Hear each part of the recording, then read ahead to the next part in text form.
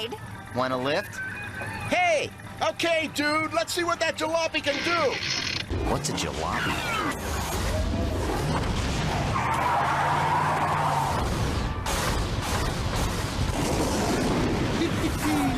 First off the line. Yeah, I'm sure they're feeling pretty silly right now. Hey guys, Zack here, and welcome back to Megas Month. So today's episode, Don't Tell Mom the Babysitter's Coop, is about what you would expect the episode to be about. Of course there is like the whole war against the Glorft thing, which it turns out they're not dead. They do actually come back in this episode, but what we find out, but in any case, this episode just kind of it does the usual part of the plot where Coop goes off to go fight something in a giant robot, but there's a little bit of a hitch in that he now has to watch his younger cousin, and the episode and also the Glorft coming back is entirely Coop's fault, and this opening of the episode does explain that. Coop is currently in the middle of fighting a giant robot, which we don't really know what the giant robot is or why it's there.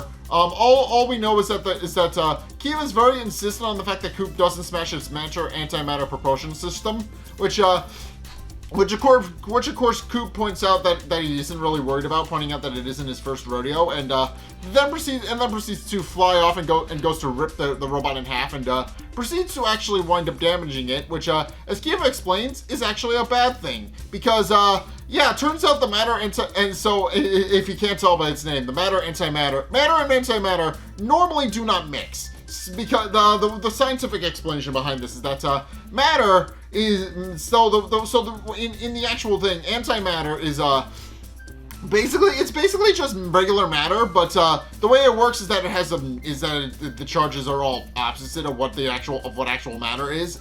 For example, they have their own things called positrons, which are the opposite of electrons, and then they have antiprotons, which are a negatively charged proton, and then you've obviously just got regular neutrons.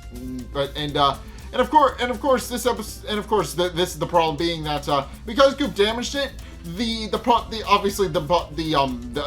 matter and antimatter are mixing together, which normally can't, which because of they're oppositely charged, will eventually cause them to cancel out and just cause a huge void. And of course, Coop quickly points out that nobody's getting voided on his watch, so he proceeds to actually, and also I should mention during the fight with the robot, it actually winds up destroying a Pop TV sign, because of course. But Coop proceeds to fly with a part of his robot that has the core in it up into space, while the latter half falls on something that the kids don't like. I don't really remember what it is, but I think it said like a liver factory or something like that, which of course kids don't really like. But of course, Coop proceeds to fly it into space and then proceeds to chuck the half of the giant robot that he has tucked under Megas' arm into the outer reaches of space where it can't hurt anybody.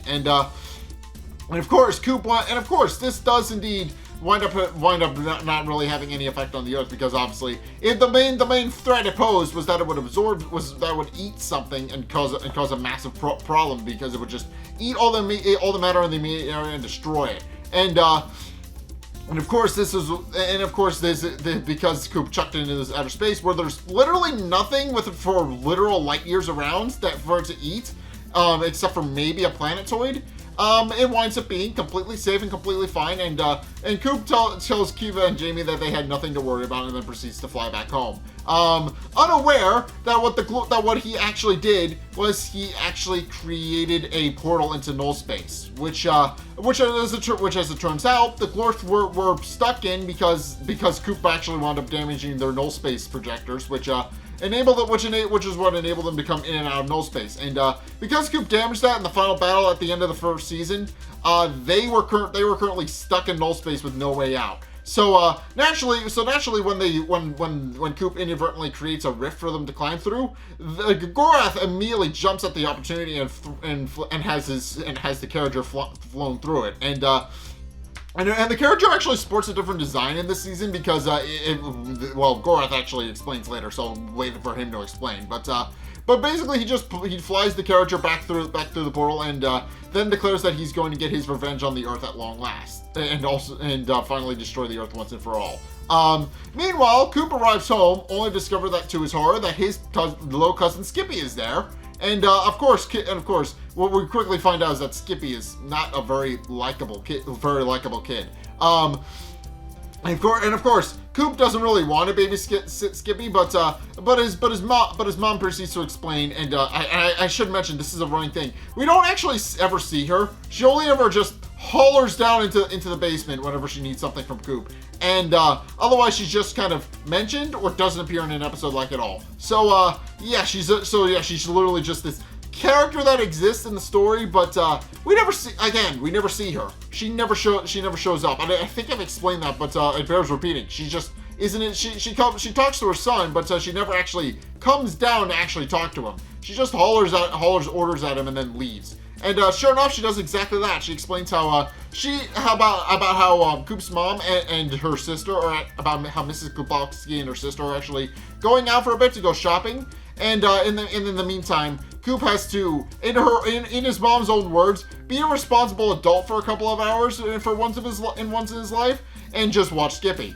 And sure enough, Skippy is immediately just bored and unenthused with everything. As we find out, Skippy is, well, he's a kid. He's not, I can't really say anything bad about him. He's a kid. He doesn't really know any better yet, but Skippy isn't very likable. I should mention, at the start of the episode, he's not a particularly likable person. And of course, he doesn't really like spending time at Coop's house. He as he later explains, he thinks Coop's house is the most boring place in the world. And that's kind of, and again, that winds up being a little bit ironic in the as I'll get into later. But of course, Coop, as we find out, Jamie and Skippy don't like each other either. Jamie and Skippy just kind of don't really hit off and don't really like each other, and for good reason. And also Skippy immediately tries to flirt with Kiva and asks who the chick is, as he puts it. And of course this causes Kiva to become very annoyed with Skippy. But it's at this point where Coop points out that she's actually from the future, which of course Skippy doesn't buy for a second, even though it's true. But so in order to prove it, Coop then asks Kiva to actually tell Skippy something from the future, and then proceeds to walk off and go sit down to play video games. And Kiva, in an effort to just kind of mess with Skippy to make sure that she doesn't call her derogatory names again, or rather just tries to flirt with her again. She then proceeds to give to, I don't even know if this is true or not, but she then proceeds to tell Skippy that in the future, the chicks like her, as she puts it, use little boys for targeting practice. And for the rest of the episode, he doesn't even try to mess with her. So yeah, I don't even know if this is true. I'm pretty sure this is something that Kiva just made up to make sure Skippy doesn't mess with her again. But clearly it works, because Skippy doesn't even try to get on her bad side anymore. He very much quickly learns his lesson, and probably realizes, maybe I shouldn't mess with Kiva anymore. But in any case, Skippy then proceeds to sit down next to Coop, even with Jamie even complaining that he took his spot. Although Skippy is completely unenthused, and Coop is currently what we find out is Coop is currently playing a fighting game and is trying to actually set a county record. But of course, Skippy doesn't find all that interesting, mainly because apparently he beat that record several times, and which causes Coop to become annoyed. And Skippy just gets more annoying from here. He winds up picking up Coop's spare controller as he's trying to play, and starts pausing the game when Coop tries to go in for a punch, which of course annoys Coop to no end. He eventually snatches the controller away from Skippy so he can keep playing. And to make matters worse, Skippy then proceeds to eat the last piece of Coop's pizza, which causes him to become particularly annoyed at Skippy, who literally just wolfs down the entire last piece of pizza. And when Coop complains, Skippy merely tells him that he didn't miss much and that the pizza near his house is much nicer, which just of course causes Coop to become annoyed, because that's one of his favorite pizza places. But the final straw is when Skippy winds up standing in front of Coop while he's trying to play his video game, and remarks that he's bored and there's nothing to do. And of course Coop is trying to look around Skippy and can't actually see what he's doing. And of course Skippy then proceeds to remark that this is the most boring place on the planet. And when the final straw happens and Coop winds up losing his video game, he finally gets very sick of Skippy, and decides to actually take him off planet. And And of course, this is it's established now that none of the main cast actually like Jamie. Well, not Jamie, but well, actually, yeah, especially Jamie, because as we find out, Jamie, I've mentioned this before, but Jamie is an asshole, and we're not supposed to like him, but we do. But in this case, actually, it might be a little bit justified because Skippy is obviously being very annoying, does fantasize about strapping Skippy to a rocket and proceeding to shoot him off to the planet of the brain eaters, and then proceeds to tell, and also fantasizes about Skippy getting his brain eaten by the brain eaters as well. So yeah, again, we're not supposed to like Jamie, but in this case, there's somebody worse than Jamie that we need to worry about. So he's kind of justified, I guess. Not really, but in any case, yeah. The rest of the main cast realizing that Skippy will never actually be satisfied with any of the things they have around Coop's house. Coop then decides to actually tuck him into bring alongside Megas, sitting having him sit in the passenger seat, which you're not supposed to do with a child. And Jamie even remarks this because he's been forced to sit in the back and knows full well that you're not supposed to put a kid in the front seat. But of course, Coop then proceeds to remark that he's not going to let anything happen to him. Of course, this is this point where Skippy remarks that that's because nothing bad will happen. And of course, this causes Coop to become increasingly annoyed because obviously they're currently in Megas. They're flying through space. They're in a giant robot, and Skippy just doesn't care. He literally is just somehow still bored, despite the fact that, ironically enough, there is something that a lot of kids would really like. So yeah, of course. Skippy is somehow bored out of his mind while inside a giant robot. And this, of course, causes Coop to become increasingly annoyed and decides to take him to the moon. And of course, they proceed to land on the moon next to the lunar landing site, which of course, Coop accidentally knocks over and scuffs some dirt on, or rather, scuffs some moon dust on. And of course, we do find out a very comical thing about how Jamie apparently thinks the moon landing is fake. So and that is very much a commentary about the fact that several people. And I'm not entirely sure where this came from, since there is definitive proof of this. But it's apparently a very widespread conspiracy theory where people just think the moon landing is faked, and at some point or another, a lot of cartoons or any other fictional media will at one point address it. If the moon is indeed involved in some point, and it winds up coming up, they will at one point address it and make fun of it. That is an established thing that a lot of shows wind up doing. They will at one point make fun of it, and Megas XLR is no different. It literally drops us on the moon, and then implies that Jamie doesn't believe the fact that the moon landing was indeed a real thing that happened, even though there is in fact definitive proof right in front of him that it did indeed happen. But in case, with that aside, Kiva then proceeds to remark that something is off about the moon, and explains how the moon in her time is a lot smaller than it is now, and concludes that for whatever reason, scientists from the future haven't quite been able to figure out what exactly the cause of the moon suddenly shrinking is. And at which point Skippy offered up that maybe it ran off because it was bored, even though that's not how the moon works. And of course, this causes Coop to actually kind of become a little bit annoyed and starts flying Megas around on the moon to actually kind of show off Megas' speed. But of course, Skippy then proceeds to just be completely unfazed, pointing out that his mom's minivan goes faster than it, which doesn't sound like an actual thing, because obviously this is a giant robot. It is built for speed, attacking, and a whole bunch of other things. And of course, to demonstrate its attacking capabilities, Coop then proceeds to fly through a gorge and smash up some monoliths that are rather stalagmites, I guess. But he winds up smashing up some stalagmites in a gorge, which he winds up flying through. And asks Skippy if his mom's minivan is able to do that. But of course, looks over and Skippy is just completely unenthused, like, at all. And yeah, I can kind of understand why Coop is actually getting a little bit annoyed, but then of course they eventually do want. Eventually he does wind up getting the rest of the passengers sick, and eventually Coop has to stop. and Jamie, and almost after running into something, might I add, and Jamie remarks that he's about to throw up, but then the trio and Skippy then notice something, some sort of base just built on the moon, and Skippy, and this is the first thing Skippy actually finds to be actually, well, you know, cool, but and of course, Kiva immediately recognizes the base as some sort of Glorft tech, and wonders where it came from. And sure enough, the group also sees the character and are very confused as to why the Glorft are there. And of course,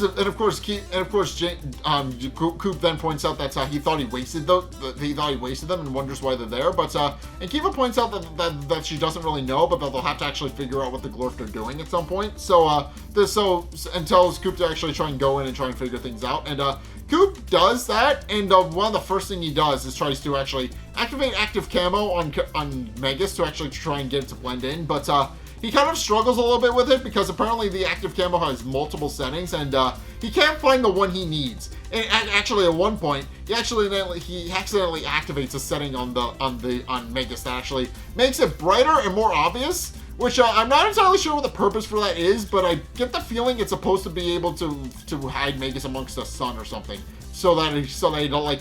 I guess the idea is so that he doesn't cast a shadow while hiding out amongst a solar system or something, so that he can just kind of hide amongst a star or something and just kind of observe things that way. I have no idea. I'm just making that up, but that seems to be what the purpose is. But eventually, Coop decides that the active camo, it probably isn't worth it, and decides to just sneak around the old-fashioned way.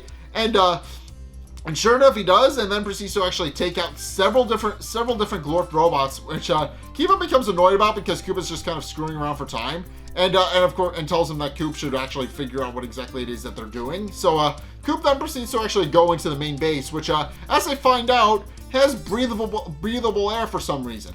And of course, this prompts Coop to actually open the convertible top since they don't currently need it, but this causes Coop to become very confused because he has no idea what exactly this base is, and of course, nobody has really any sort of answer for what they're actually looking at. But then Skippy actually offers up one, remarking that it seems to be some sort of engine, and of course, Jamie and Coop both scoff at him since one, Jamie just thinks of Skippy's overactive imagination, and Coop's reasoning is that he knows a bit or two about engines, and points out that it likely isn't an engine. But then Kiva actually does a scan on it and concludes that yes, Skippy is right. It is indeed an engine of some sort. And she then proceeds to get a transmission where we do find out from Glorft's own mouth that it is indeed an engine, and proceeds to proclaim that this will actually be his final weapon against the Earth, and of course this causes the group to kind of become concerned because now they realize that the Glorft are actually up to something evil, and but Kiva of course remarks that because they don't seem to know that they're there, they're probably fine. But then Coop immediately turns on the intercom and proceeds to call out the Glorft personally to ask them what they're doing, which of course causes Jamie to obviously prompt up what Coop thinks he's doing, because he literally just alerted himself to the fact that he was there. And of course, Glorft immediately flies into a rage when he sees Coop on one of his monitors, and proceeds to point out that he's tired of seeing him and is tired of seeing him getting in his way. But then proceeds to point out that he obviously should thank Coop because of what Coop did about accidentally sending him to null space. They were able to make repairs to the character that made it stronger than ever. And of course, Kiva and Jamie then proceed to both shoot Coop a look, even though Coop openly admits that it wasn't his fault. That just kind of happened, and he had no real intervention with that. He openly points out that was not his fault. Not his intention at all for the Glorft to suddenly modify their warship with stuff they've stolen. And of course, Glorft then proceeds to explain his actual plan, which is that the reason he built a giant engine on the moon, over on the backside of the moon more specifically, is so that he can just push the moon into the Earth and destroy the Earth that way. And I should mention, that will not work. I should mention that. I mean, well, it will work, but not in the way that Glorft is thinking. He can push the moon into the Earth. That's not the issue. The issue is a little something called the Roche limit, which I think actually my playthrough on Kirby and the Forgotten Land demonstrates that perfectly, because the final boss actually utilizes this exact concept in its fight. And basically all you need to know about the Roche limit and how that works is that the Roche limit is basically this law that says that two planetoids can't be too close to each other, otherwise the gravity between the two of them will actually cause them to rip each other apart. And of course that's exactly what's demonstrated at the end of Kirby and the Forgotten Land. If you haven't played it for yourself, I highly recommend it, or rather go watch my playthrough of it. But yeah, Kirby. But yeah, this episode. But yeah, and this seems to be operating on the similar principle. Although it doesn't fully explain. The Glorft doesn't seem to fully understand that the Roche limit is in fact a thing. All he knows is that there's this big planetoid that can be pushed into an even bigger planetoid. I don't fully understand the full explanation behind any of it. I'm just gonna push it into the Earth and see what happens. And that's basically what he thinks is going to happen. He's just gonna push this giant celestial body into another bigger one and hope it just destroys it. And of course, Glorft's plan is indeed solid, because while it wouldn't really do anything, and that the Earth being knocked that the moon being knocked into the Earth wouldn't really do any sort of long-term damage to the planet itself.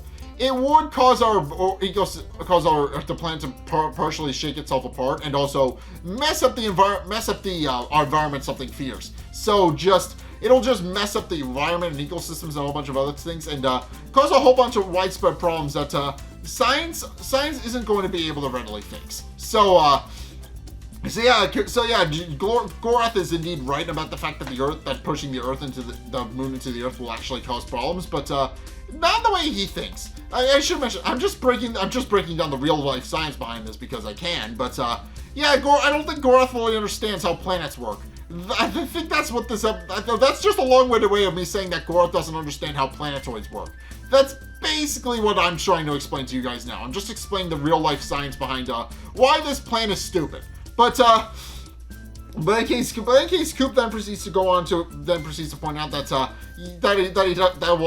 he's not going to let Glorft do that, and points out that he's not going to let Glorft push the moon into the Earth, and that so long as he's around, he's going to continue getting in his way. And then the signal actually cuts out with Glorft apparently was trying to actually track the signal to actually figure out where Coop was. But because the guy in charge of comms didn't have enough time because it just suddenly cuts out. Glorft then proceeds to yell at him for being incompetent, and then sends all of his remaining drones, who have since activated the thruster, to actually go and find out where Coop is, so that they can actually defeat him and stop him from destroying the thing. And of course Coop then spends several minutes trying to fiddle with his intercom, pointing out that he had several more roasts he wanted to get in, and of course quickly points out that he doesn't really know how to actually get his intercom to work. But we do see several different channels that he just kind of flips through as he's trying to get it to work. And it's just really funny that obviously he will just watch television on his main monitor. That has been established, but the fact that he's just flipping through all of his DVR channels and can't find the one that actually connects him to the Glorft, it's just a little bit funny. But in case Kiva then proceeds to wonder how they're actually supposed to actually stop the Glorft from destroying it, and starts doing some research, and sure enough, she discovers that there actually is a way in, and that there's actually a door that will enable him to actually get to the main control panel and shut the thruster down that way. And Coop immediately jumps at the opportunity to destroy it, even though Kiva tries to warn him not to. And he winds up ramming Megas into the door, and at which point, too late, Kiva then proceeds to describe how the door is reinforced and also has a static shock thing on it, so that people can't get in and out of it without permission. And Coop just proceeds to remark that of course they probably should have put a sign or something on that. At which point Kiva remarks that there is indeed another way in, and proceeds to remark that there is indeed an air duct above the door that they can easily sneak into. And of course Jamie immediately nopes out, pointing out that he does not want to climb in the vent. But then Skippy volunteers, and pointing out that he might actually be the perfect size to climb in. And of course, Jamie and Kiva both agreed to do that for different reasons. Obviously, Jamie's reason is that he doesn't like Skippy and would love to be rid of him. Well, Skiva's explanation is that is for a more practical reason that of course Skippy's the only one that could fit. It might be their only option. But Coop kind of vetoes both of them, pointing out that he's very much Skippy's babysitter right now, and points out that so long that he's not going to let anything bad happen to Skippy if he can't watch him.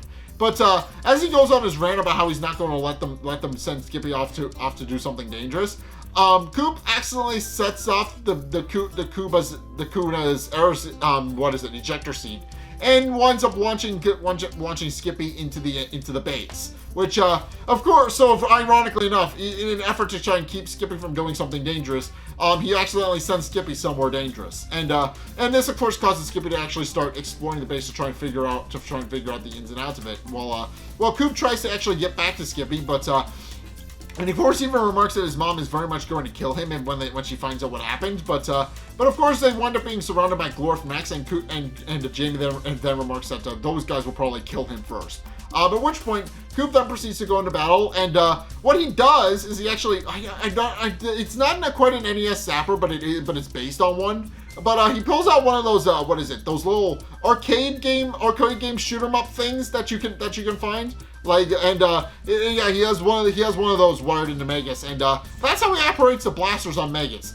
As he finds out, he shifts Megas' arm into blaster mode, and then proceeds to use the zapper to just kind of shoot all the Glorft mechs around him, while also remarking that he needs to actually go and need to find Skippy at some point. But even though Jamie openly admits that they probably shouldn't do that, because he points out he doesn't want to. But in any case, meanwhile, Skippy is actually exploring the base and does eventually find something important. He does eventually find a little ball-shaped device that has a button on it, and he winds up picking it up. But he accidentally irritates a Glorft commander who shows up, finds out Skippy is stealing something important that they need, and then proceeds to actually go off and chase Skippy throughout the base, and this is as Coop is actually dealing with the Glorft mechs, and Coop does eventually knock one of them through the wall and winds up saving Skippy that way, and Skippy then proceeds to return to Megas, but Kiva then points out that the firing sequence has since finished, and that the Glorft are now ready to actually fire the moon into the Earth.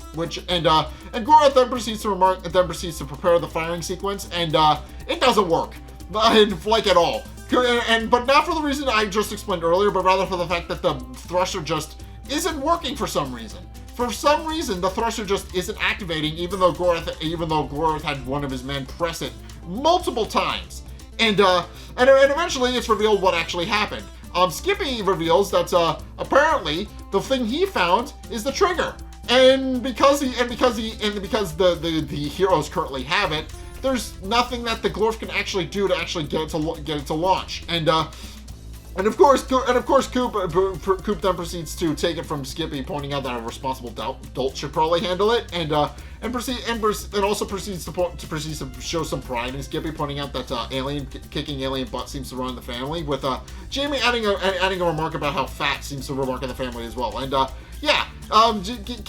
should mention this. Skippy is overweight, and that's acceptable for a kid. I mean, he will eventually grow into that, but yeah, he is indeed a little bit overweight. That's just a thing. But in any case, now with the trigger in hand, Coop then proceeds to call up the Glorft and proceeds to deliver one of his famous trash talks about how remarking about how the Glorft can't just really come back from the dead without asking, and also remarks that they're trying to launch the moon into the Earth as he's trying to be a responsible babysitter and adult, and does point out that if they want his third trigger, that they're going to have to come and get it. But in the process, he accidentally winds up dropping it, and it winds up landing safely on his lap with everybody breathing a sigh of relief, including Coop, who accidentally sets it off with his gut.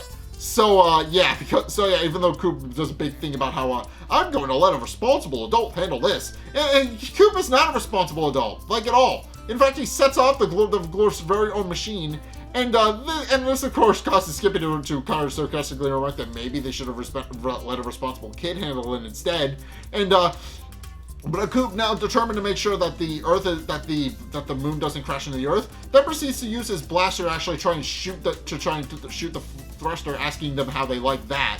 But because there's a shield currently holding all of the oxygen in that is enabling the entire area to be breathable, so that the Glorft can just kind of work there without any hassle.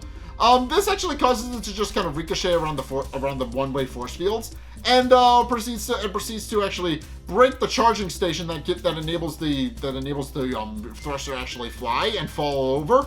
And this causes the entire thruster to kind of become unstable and blow up. And of course, Coop immediately gets him and his team out of there, and to a lesser extent Skippy, who I should mention is just there for the ride. While Glorft just kind of panics about the fact, is kind of angry about the fact that Coop seemingly has defeated him yet again, and of course then proceeds to call up Coop on his monitor and proceeds to tell him that he's very annoyed that he's tired of being constantly annoyed about how such a feeble-minded proto-earther is able to continue defeating him, and proceeds to tell Coop that he will one day come back with another plan, something that even his feeble mind can't even comprehend. And Coop doesn't fully understand that Glorft is making fun of him, so he responds back that his primitive mind will be waiting for him when he eventually does come back, but then realizes that it's an insult and hangs up.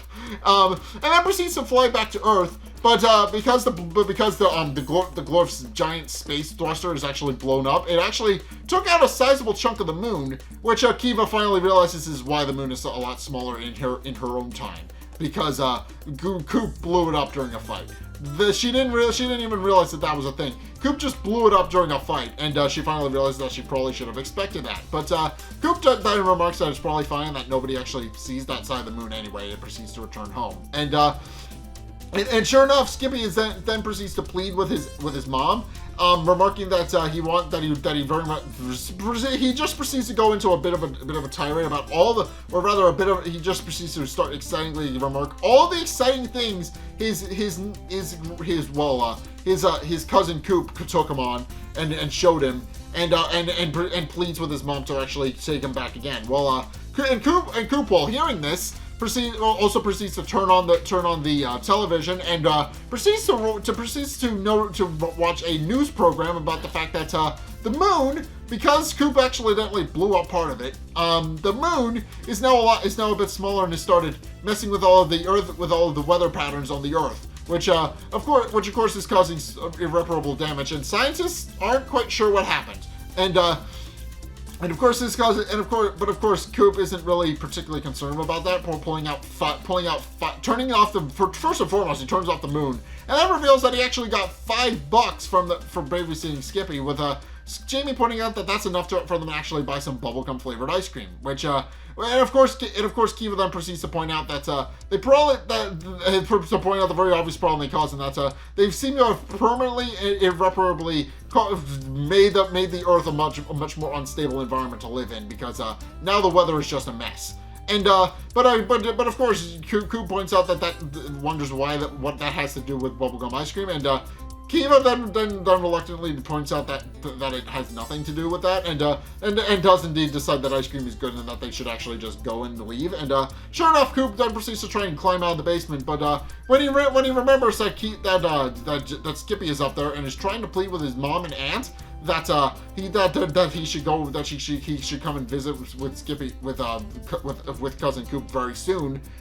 Coop decides to actually go out the back way and proceeds to actually leave in Megas to actually go and get some bubble ice cream.